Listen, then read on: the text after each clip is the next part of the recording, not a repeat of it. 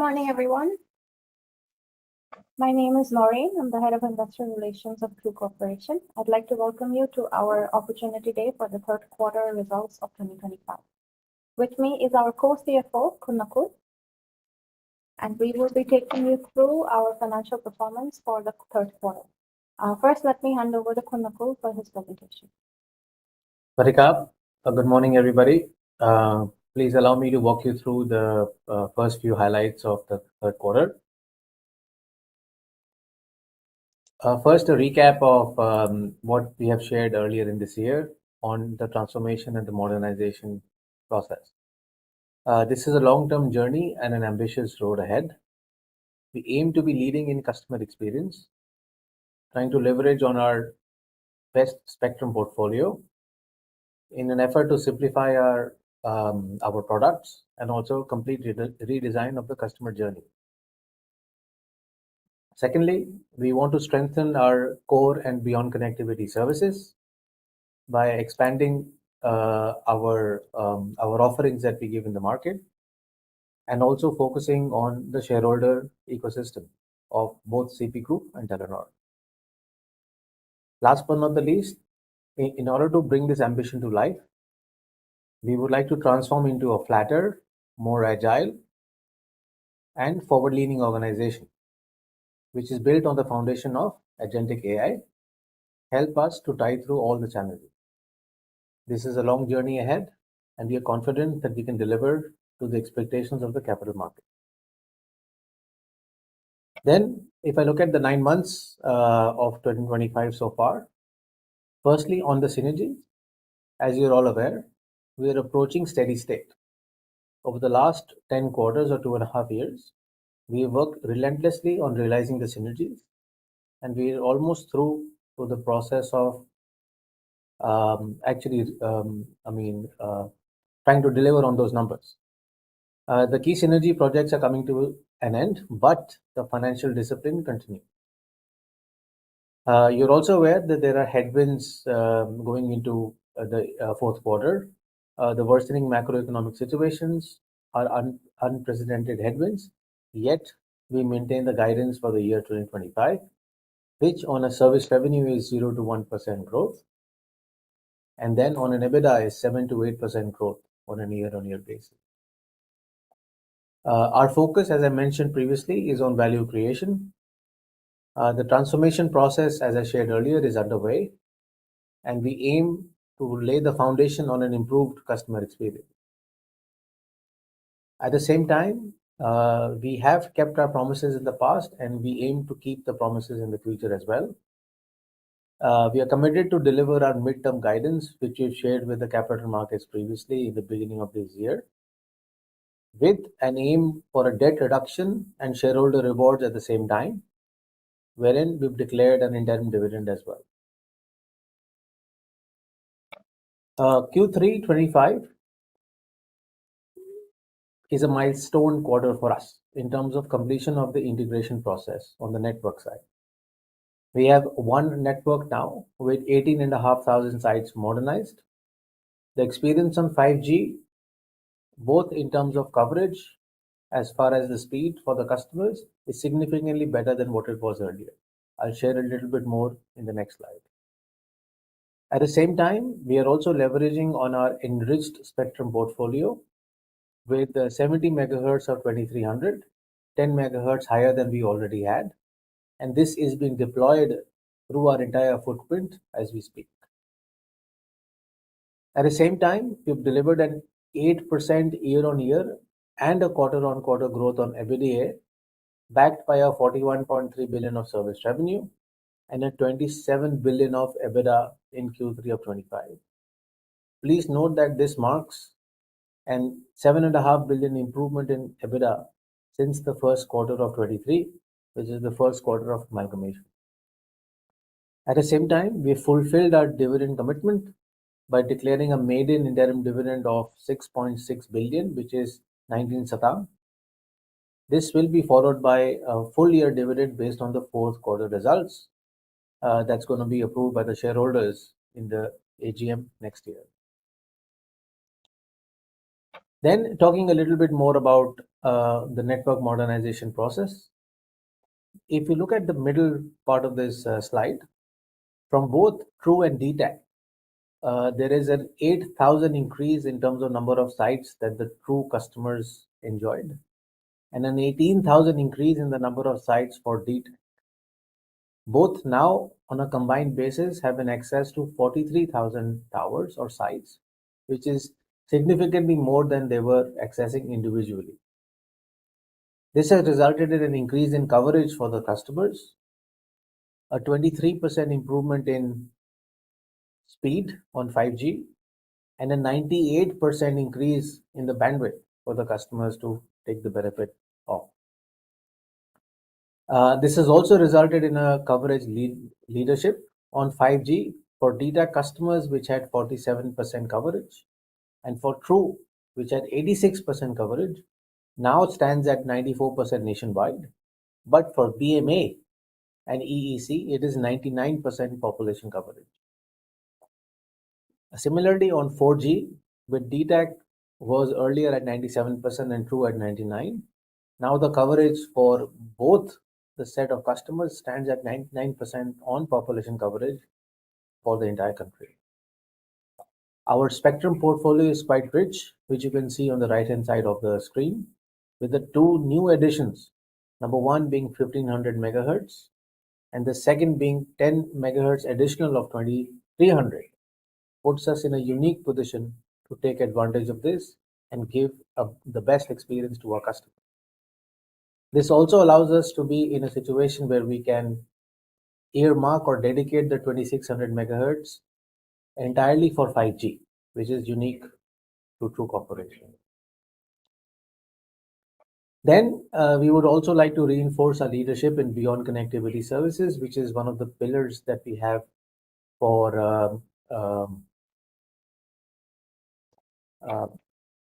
us. But I think before that, I would like to hand over to Kunori, who can take over to the financial section. Thank you, Kunakul. So let me very briefly present the financial highlights of the third quarter.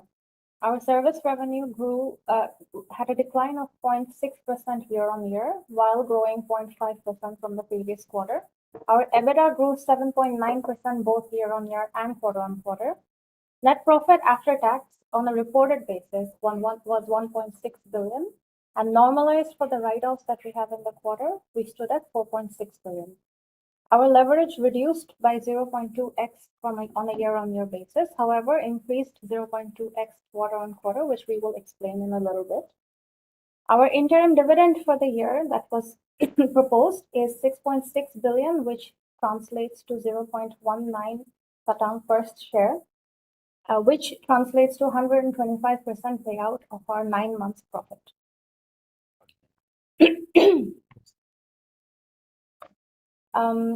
Moving on to our, let me just explain this one very quickly. We have some benefit from the acquisition of spectrum.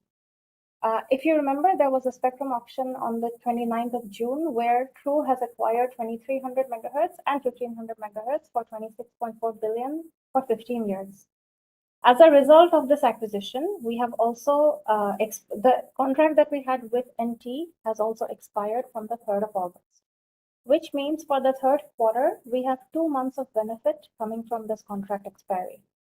Additionally, because of this expiry of the contract, we were also able to transfer assets that were pertaining to the 850 megahertz to DIF. As a result of this, on the right side, you can see that the EBITDA benefit from, first of all, the contract expiry with NT is 7.1 billion, and the line items here are broken down for your understanding. The capitalization of the assets that we transferred to DIF were 3 billion.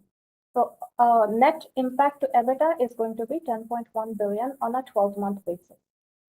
Below EBITDA, we have an amortization related to the new spectrum acquisition of 1.8 billion, and the assets that we transferred to DIF as well, which will be roughly 3 billion. Please note that this will be high right now and subsequently decrease over the lease period. And the net impact to net profit is going to be 5.3 billion on a 12-month basis. For the third quarter, there is a positive impact for 2 months only. Coming to service revenue, for the year-on-year performance, if we normalize for the network incident that we had in the previous quarter, as well as the lower domestic roaming revenue that we received from NT, our service revenue has improved on a year-on-year basis. On a reported basis, our service revenue increased 0.5% quarter-on-quarter, and this is mainly driven by the growth in our online, the broadband business, and the TV segment. The service revenue development is broken down in the middle section that you can see, where we had a decline in mobile, which was mainly driven by the lower domestic roaming revenue from NT. And we had growth in our broadband segments as well as TV segments. On the right-hand side, if I can show you the network equipment rental revenue, this is impacted by the expiry of the contract with NT because of the acquisition of spectrum. So this has been declining for all of 2025, and for the third quarter, the contract has expired. Going forward, we do not expect much revenue on this line item. Product sales increased because of the launch of iPhone late in the third quarter. There will be more impact coming in from quarter four. Yes, so overall, our total revenue decreased 7.1%, but this was mainly because of the benefits we're receiving from the spectrum acquisition. Mobile revenue from the just let me remind you one more time. In the second quarter, we had a network outage incident, which impacted our mobile service revenue. So on a quarter-on-quarter basis, our mobile revenue has declined 0.4%, and this is mainly because of the lower contribution from the postpaid business. If we normalize mobile revenue for both the network outage incident as well as lower domestic roaming from NT, our mobile revenue remained flat on a year-on-year basis. Subscribers in the third quarter were mainly impacted by the churn that we registered from the network outage incident in the previous quarter. Because of the definition of subscribers that we have, which is 90-day active, and the network outage incident happened in the middle of the second quarter, the 90-day actually fell in the third quarter. So the churn was recognized in the third quarter.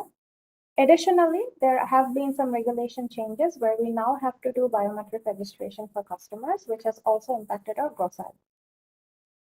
Overall, we have a 4.8% decline year-on-year on subscribers. First of all, this is an effort from our side in focusing on the quality subscriber acquisition, and the lower macro trends have affected us as well. There's lower tourists, and overall the macro situation has declined on a year-on-year basis. ARPU for the blended mobile ARPU stood at 223 baht, which is a 5.7% increase year-on-year and a 1.8% increase quarter-on-quarter. This is mainly driven by increase in prepaid ARPU of 6 baht on a quarter-on-quarter basis, and somewhat flat to decline in the postpaid ARPU of 3 baht. Our broadband business was growing on a quarter-on-quarter and a year-on-year basis, a 1.2% growth, driven mainly by the growth in our subscribers. Please note here that our ARPU may not match the revenue because there is a one-time revenue from corporate broadband, which we do not use in ARPU calculation. Our subscribers grew 0.3% quarter-on-quarter, and this is what is leading to the ARPU improvement in the business. Our pay TV business was mainly benefited by seasonal concerts in the third quarter, leading to a 3.2% year-on-year growth in the revenue.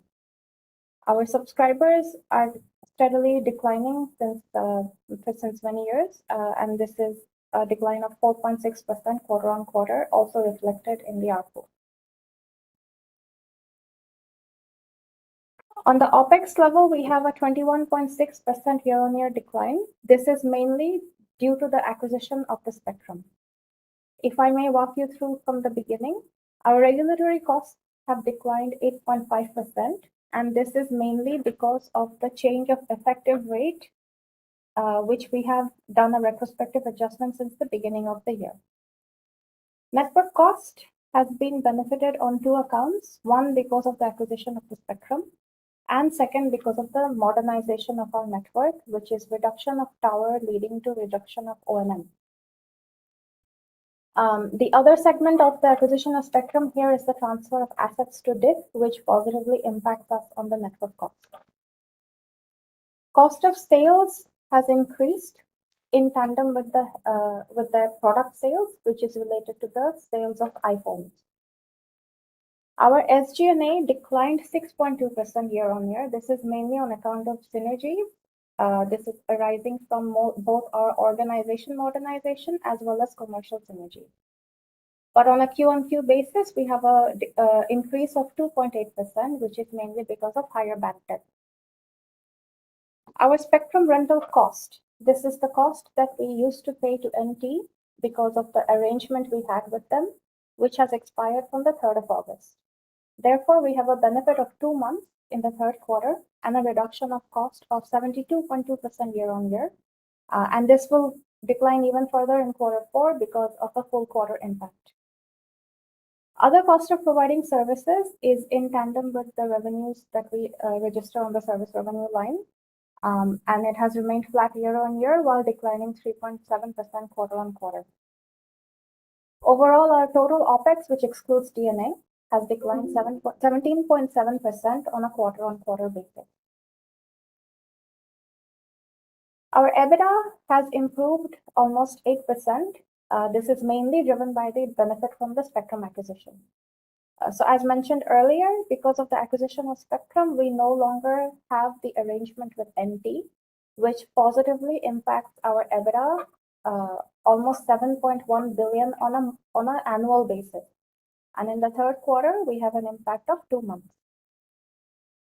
Our EBITDA to service revenue margin increased to 65.3%, which is a 5.1 percentage point improvement year-on-year and a 4.5 percentage point improvement quarter-on-quarter. Overall, since the amalgamation from quarter 1 23, we have had a growth of 7.5 billion in EBITDA. Our net profit on a reported level came in at 1.6 billion for the third quarter, and normalized for the one-time effects relating to the asset write-off. One part of this is relating to the modernization of our network that Nakul explained, amounting to 2.1 billion. And the other part of this is the impairment of the 850 megahertz assets that we are shutting down of 0.8 billion. So a total one-time effect in quarter 3 was 3 billion. Our financial cost decreased 8.9% compared to the previous year, while our depreciation and amortization increased 7.7% quarter-on-quarter. This is because of the acquisition of the new spectrum. Our capex for the third quarter stood at 6.9 billion, which resulted in 19.6 billion for the 9 months of 2025. Our capex to sales came in at 15%, which was 14.3% on a 9-month basis. Our leverage reduced 0.2x from the previous year. And if you see on the left side, our net debt has increased because of the higher lease liabilities now that we have transferred the assets to DIF, and we have arranged new lease agreements with DIF. As of the end of 30th September 2025, we have the higher lease liabilities of 25.1 billion. We issued debentures of 14.25 billion during the fourth quarter, during October and November. And this came in at 3.1% weighted average interest rate. During the 9 months of 2025, we have refinanced 74 billion with a 15 billion remaining for the rest of the year. This excludes the debentures that we have already issued. On a 9-month basis, our total revenue has declined 3.3%, while service revenue has declined 0.2%. OPEX has declined by 11.6%. EBITDA has increased by 5.9%, while net profit has gained on an 8.7 billion on a normalized basis. And finally, as already mentioned by Nakul, We are declaring a dividend of 6.6 billion for the 9 months of 2025, which is a 125% payout ratio. The record date of this will be 18th November with a payout on the 3rd of December. We have also revised our dividend policy, where we are now going to pay no less than 50% of our net profit on a consolidated accounts, and this will be a semi-annual payment. So there will be 2 payments in a year. With that, we can now move into Q&A. Yes, we can now start with the Q&A. And might I request you that the questions remain valid to the third quarter results, please. And for anything else, you can reach out to Investor Relations. Kunakul, maybe the first question here is, what is the ARPU trend in the fourth quarter? We cannot be giving a guidance for the fourth quarter yet, but I can tell you on the overall trends. As you are already aware that we have given a guidance of 0 to 1% growth in service revenue for the year, and for the nine months we are trending at negative 0.2%, and this is excluding the impact of NT roaming. Fourth quarter is generally a seasonally better quarter because of higher tourists coming into the country, and also the government subsidy programs are there. So we expect the subscriber trend, which is negative for the last couple of quarters, to turn into positive in Q4, and with that there should be some improvement in the ARPU. And overall, with respect to the numbers, we need to keep the guidance that we have given to the capital markets, which is a 0 to 1% growth in service revenue. However, just being cautious here, the numbers that you should expect should be at the lower range of the guidance that we have given. Thank you, Kunakul. Let me move on to the second question. How does the company plan for growth this year and next? How much is the investment budget? What are the investments? I believe this has to be, once we finish the full year of 2025, we will be providing a guidance for the year of 2026. Yeah. Unfortunately, we cannot share this right now. But I can talk about the fourth quarter. I think, as Kunori mentioned, we spent roughly 19.6 billion in the 9 months of 2025. We have also given a guidance of capex for the full year to be 30 billion. So you can safely assume that the fourth quarter will see significant investments of 10 plus billion, and that is going to be important for us as we want to deliver the expectations of growth and the guidance that we have given to the capital markets. As far as the future is concerned, while we have not spoken about the investments in 2026, but we have given a midterm guidance on capex to sales. The capex to sales, and the sales here are total revenues excluding the network rental revenues. So capex to sales is expected to go down to 13 to 14% by the year 2027. The current trends, I think Kunnorin also mentioned, is roughly 16% in 2025. There are a few questions which are similar, so let us take them together. So, how do you have room to cut SG&A, and can you explain? And then similarly, can OPEX be lowered further, and how to reduce it? So maybe we can take these together. And there's another question on SG&A drop each quarter. So maybe we can address the OPEX related questions together. Yeah. I think it's a very good question, and we are often asked about OPEX trends going forward. But let me just take a step back. Let me focus on SG&A because that's the one that you asked for. I think since amalgamation, if I remember correctly, we had 8 plus billion in SG&A. Right now, we are sitting at roughly 5.1 billion in Q3 of 25, which is more than 35% reduction has happened in SG&A over the last 10 quarters.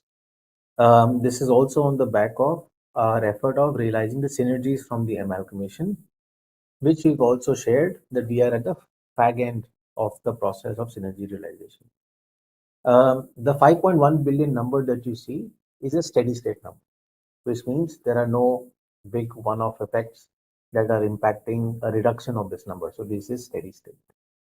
In future, we've always stated our ambition is to be a highly efficient company with a lot of focus on financial discipline. So we look for all ways and means to improve the OpEx going forward as well. Our aim is also very clear that the EBITDA has to grow faster than the revenue, which means the marginal improvement in the EBITDA has to be at a higher margin as compared to the current margin of 65%. As far as the levers are concerned in the future, I think the fact that we want to build an agile organization built on the foundation of agentic AI, that is going to unlock the next phase of improvement for us in terms of efficiency, where we will use a lot of artificial intelligence to automate our work processes, to build a world-class organization with highly automated systems and processes, which is going to make our way of work a lot more efficient than it is today. I can use some examples of AI if you're interested in seeing it as well. But at the same time, the SG&A includes an element of selling expenses as well. And as we grow the top line, the selling expenses are going to increase as well. And why the selling expenses will increase is also important for us, because to deliver on the growth, we need to increase the expenditure there as well. But the focus that we will have is the unit expenditure, means expenditure per gross sell, expenditure per top up. Those unit expenditure should go down even though the volume may go up.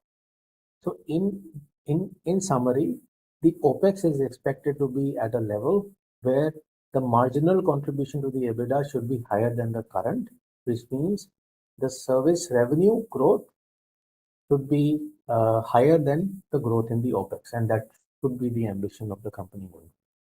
And this is what you will see in the midterm guidance that we have given, where our current EBITDA margin is 65.3% as compared to service revenue. We aim to take it to 67% by 2027. So this is reflected in the numbers that we have guided as well.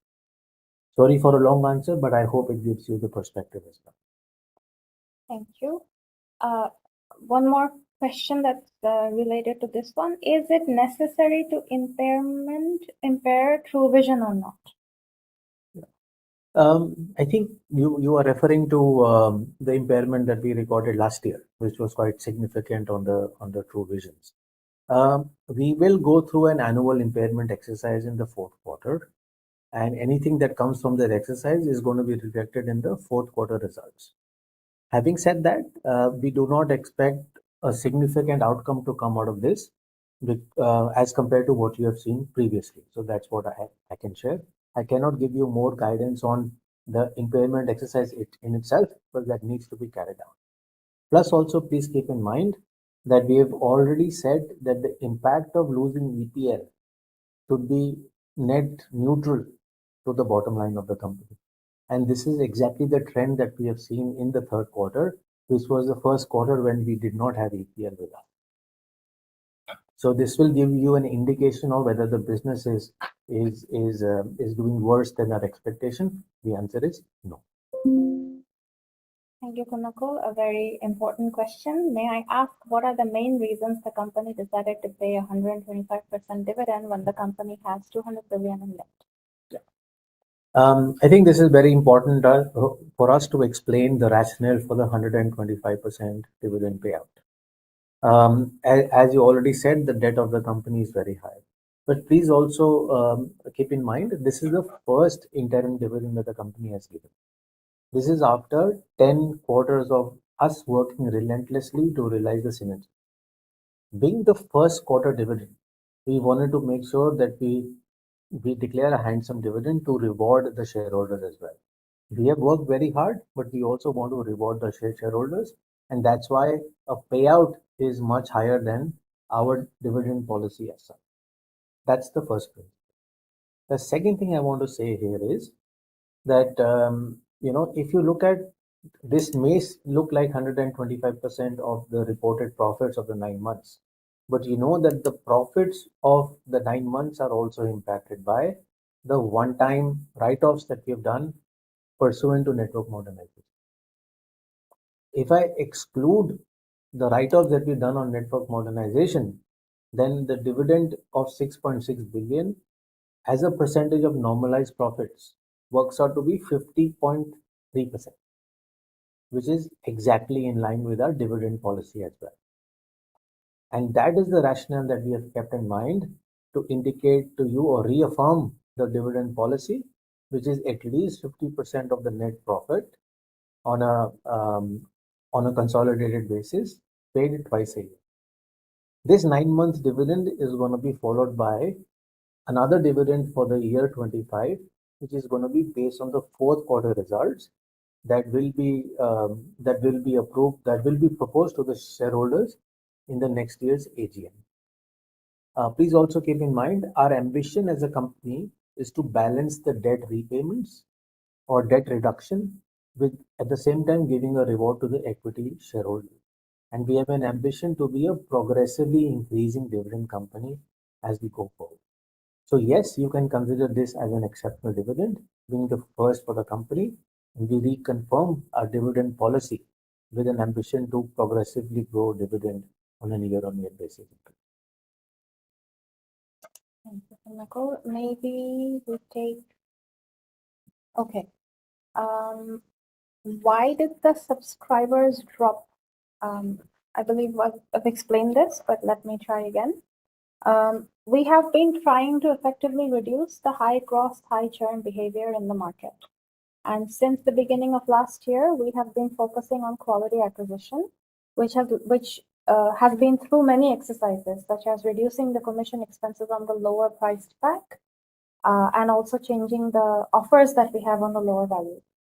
So this is one of the main reasons that we have a year-on-year decline in the subscribers. This is also aided by the lower macro trends in the country. If you have seen already, there is a lower, almost 7 to 8% lower tourist inflow in Thailand on a year-to-date basis compared to previous year. Additionally, for the third quarter, we had a churn impact which came from the network outage incident in the second quarter. So because we have a 90-day subscriber definition, the network outage incident took place on the 22nd of May, and 90 days from that lands in the third quarter. So we recognized churn from the network outage incident in the third quarter. Additionally, there have been regulation changes to subscriber acquisition. We now have to do a liveness detection test when we biometrically register a customer, and this has also led to a drop in the gross add. Yes, so those are the main reasons. Then, but we have also indicated that we expect this trend to turn around in the fourth quarter. How does management see the progress of post-merger synergy? I think I explained it at least 2 times in this call. We are at the fag end of the synergy realization process. And the only thing outstanding from a books point of view is maybe approximately 200 sites to be modernized, which will be booked in the fourth quarter. Having said that, the network modernization exercise as such, by the time we announce the results of the third quarter, is already complete. So there is going to be some incremental effect that you will see in the fourth quarter results. At the same time, on the people part, there is more than 35% efficiency that we've realized. The SG&A, in fact, the selling expenses have gone down because of the synergies. The network expenditure has gone down significantly as well because of the integration work on the network. So we are at the fag end of the process. Having said that, because of the fact that we've demonstrated a lot of financial discipline, that is the foundation of how we run and how we drive performance management in the company. So we should see more efficiencies going forward. The SG&A trends I cannot indicate because we've given guidance on the overall EBITDA margin, which is about 67% by 2027, and that's what we stick to. Thank you, Kumako. How does the company view the growth trend of the subscription television business? According to MD&A, it has decreased 13.5% year-on-year. That's a good question, but let me reiterate the fact that the trend that we see in terms of the decline is coming on account of 2 factors. One is the decline in the linear business. And that is expected, and we guide on this every quarter when we announce the results, because the linear subscription TV business is going to go down. And that's where we want to shift the linear into the digital or the OTT play, where we have a TVS Now app already available for our customers to use. Then at the same time, the slightly higher decline that you see in the third quarter is because of the fact that we do not have EPL revenues anymore. But we've already said to you many times, and you can see in the numbers as well, the EPL cost is higher than the revenues that we get from EPL. So we have maintained that EPL is a net loss business for us. And if you see the numbers in the third quarter, while you see the subscription revenue has declined, the cost of services, which is there on the OPEX slide, has shown a decline as well. And that's because the EPL costs are not there anymore. On a net basis, what we are indicating is, even though theoretically it should be net positive for us because cost of EPL is higher than the revenues we get from the EPL, but the additional savings that we get for not having EPL is being invested into additional content to make sure that we retain the customers and get additional revenues. And this content basically caters to all genres that are there, basically attracting the mass market kind of content that is being acquired as well. So in summary, the reduction in Q3 is slightly higher because of the fact that the EPL revenues are not there, but the reduction in EPL cost is actually even higher because EPL is a net negative business for us. And that saving that we get on the net basis is being invested into additional content. The trends that we see in Q3 are exactly in line with our expectations. Thank you, Nakul. May I request that the questions remain relevant to the third quarter performance, please? When is the next spectrum auction? To be honest, I do not have any additional information on this that what you have seen in the public domain. The next spectrum auction has not been announced by the NBTC, so I do not have any inputs on that. But I would also like to mention that our spectrum portfolio is quite rich, and we are covered quite well in terms of meeting the customer needs that are there. Additionally, I think 2100 megahertz spectrum is going to expire towards the end of 2027. So we expect an auction, for at least 2100 to occur before that. Thank you, Nakul.